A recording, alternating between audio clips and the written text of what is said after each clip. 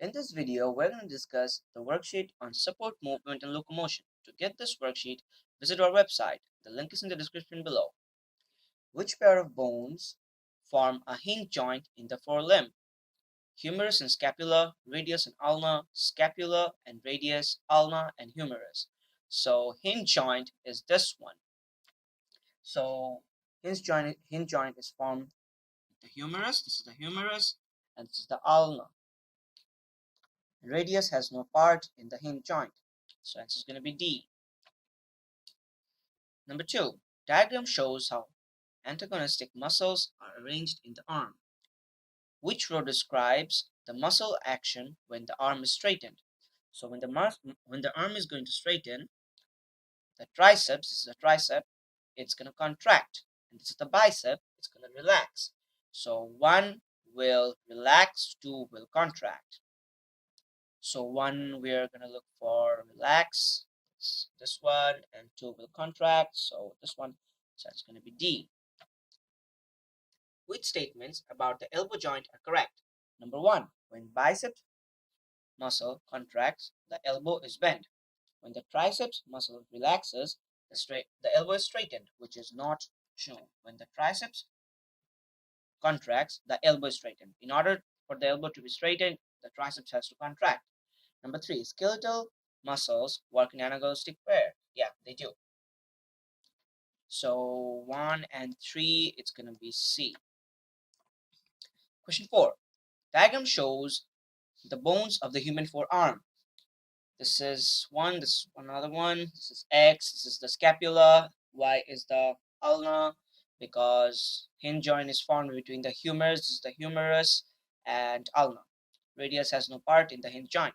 So it's going to be either of these two. So scapula for X and Y ulna. So it's going to be D.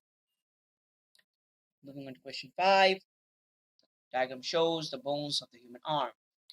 X. It looks like it is connected with the humerus, so it's gonna be the ulna, because radius has no part in the forming the hinge joint, so it's gonna be D. So question 6. Diagram shows the bones of the forelimb. This is the entire forelimb, which labels show where the muscle that strengthens the hinge joint is attached.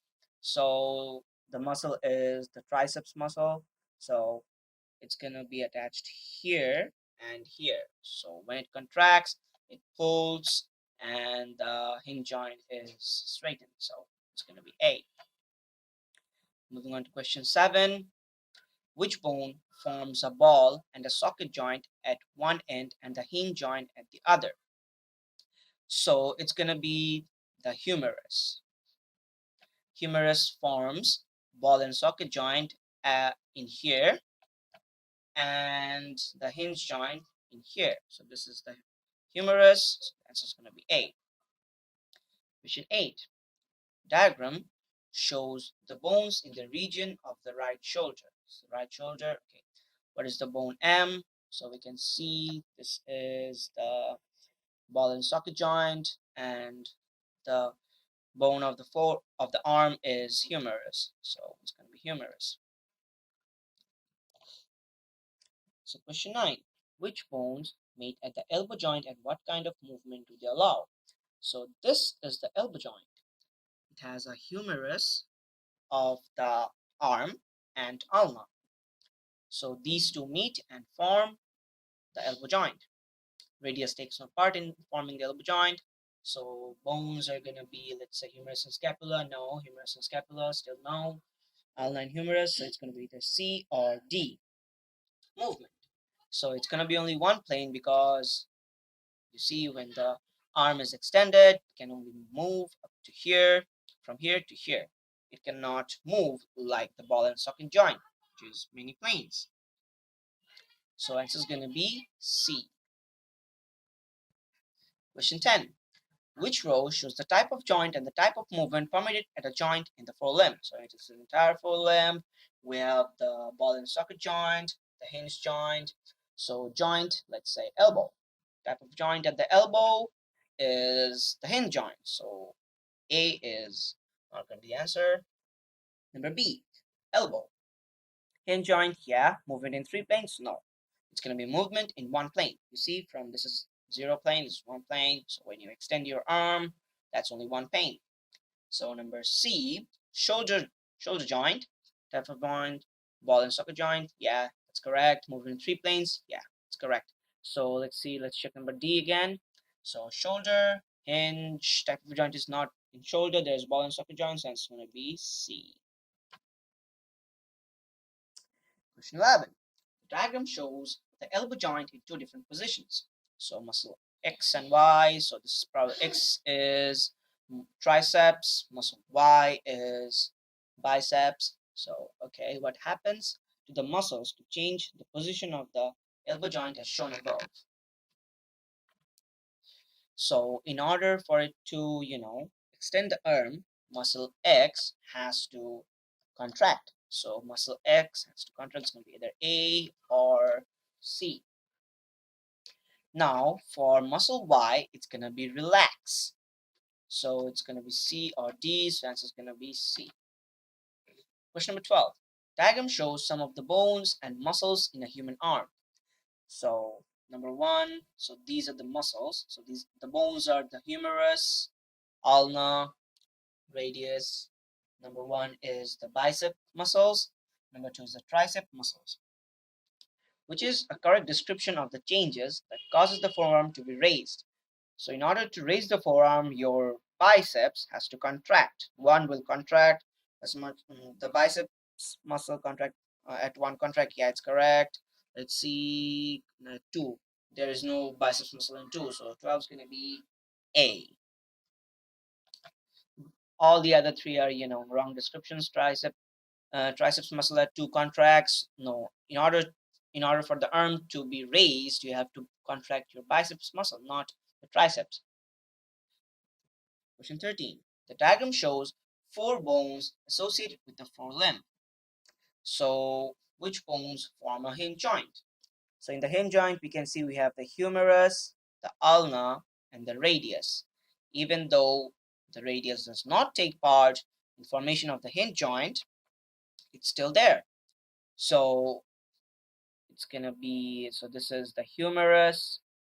We have the ball here. So it attaches with the scapula to form the ball and socket joint. Number 2, it's the radius. You have this part attaching to this region of the humerus, and number 3 is not going to be in the hinge joint. It takes part in formation of the ball and socket joint. So number 4. So it's going to be 1, 2, 4. So that's why the answer is going to be B.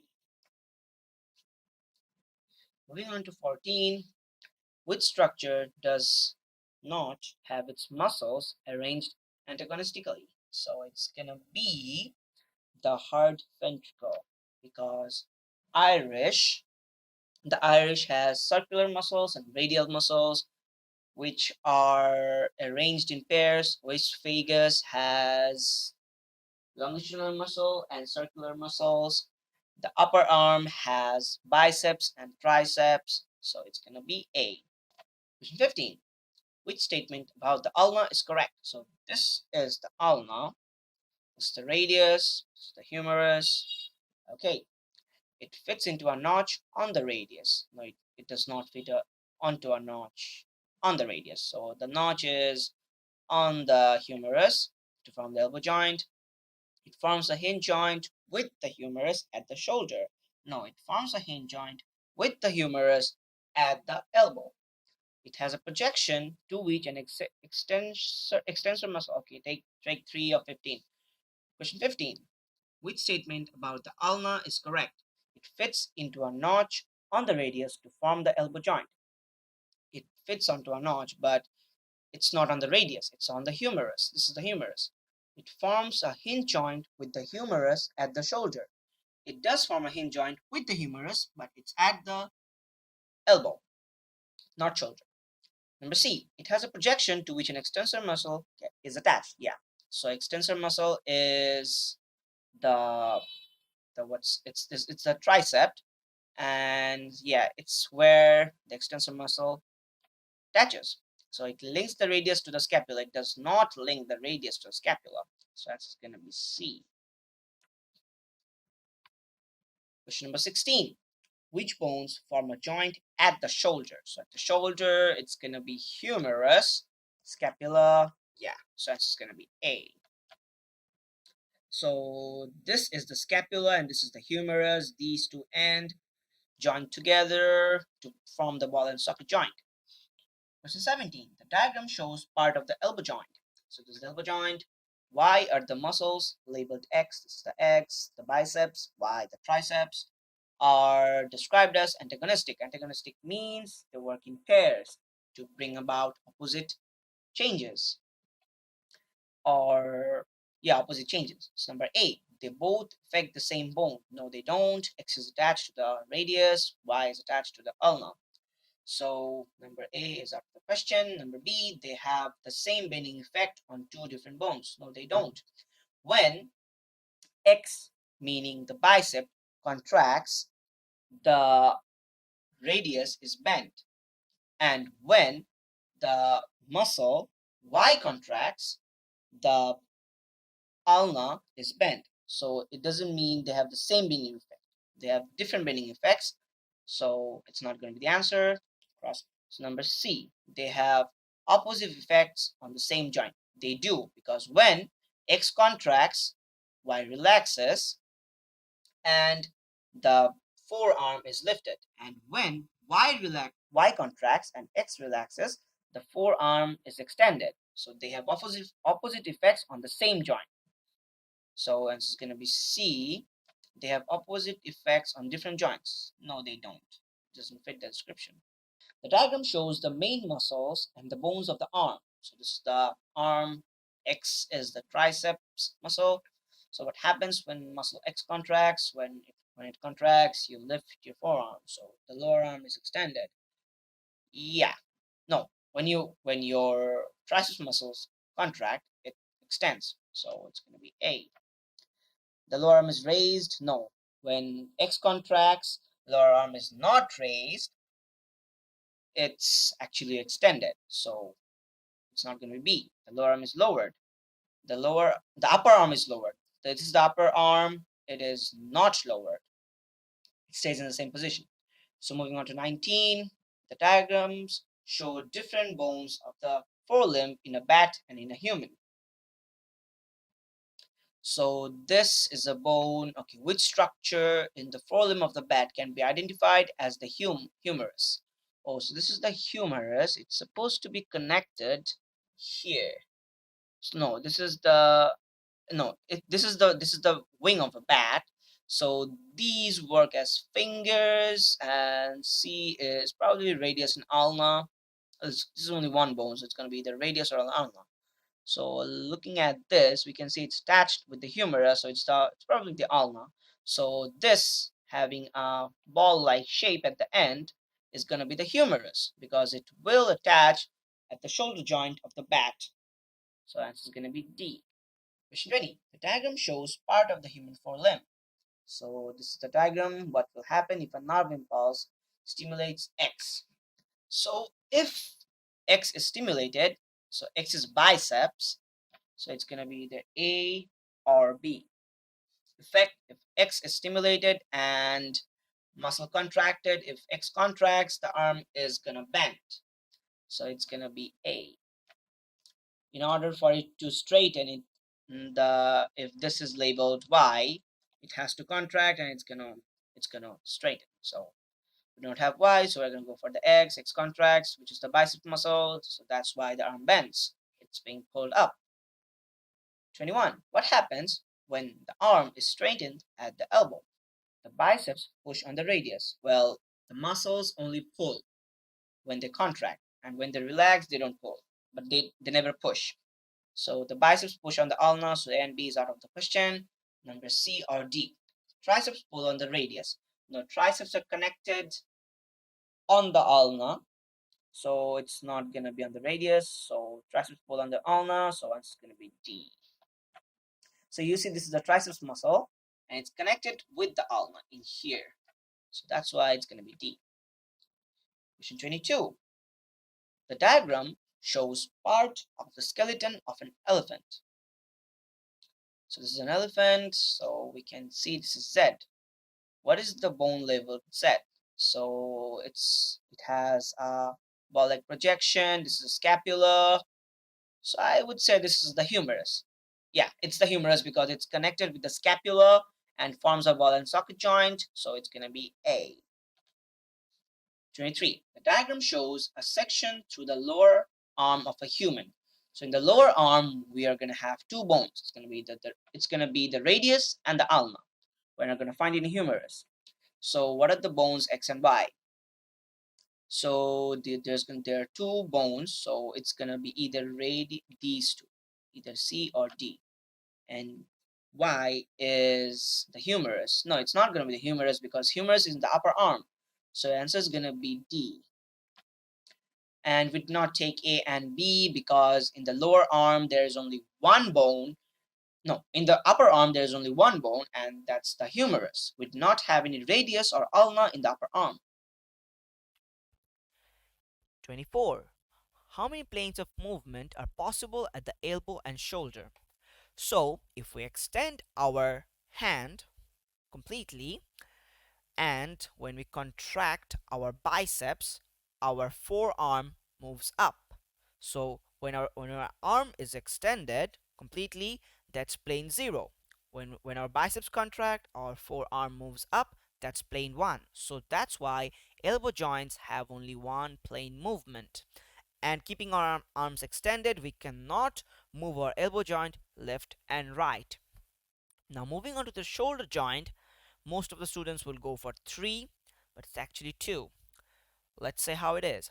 Okay, so if you stand up and extend your arm completely, you can move your shoulder joint back and forth, keeping your arm extended, and left and right, keeping your arm extended. So that's why that's 2 planes, not 3.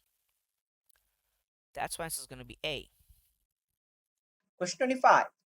The diagram shows a person doing pull-ups on a horizontal bar. In moving from lower position X to upper position Y, which muscles and joint movements occur?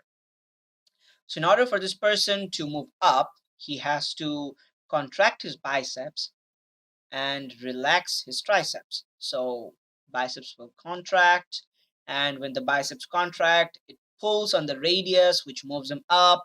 So, and that's why it contracts, biceps contract, and then triceps, if biceps contract, triceps will relax and agonistic muscles. So that's why, and ball and socket joint, it has to rotate for him.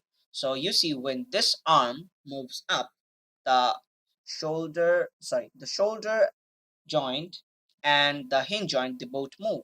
The hinge joint moves, so does the shoulder joint, since he is moving up. So it's gonna be rotates and it's never gonna extend. So yeah, it's gonna be rotates, that's gonna be A. For more question papers like this, visit our website. The link is in the description below.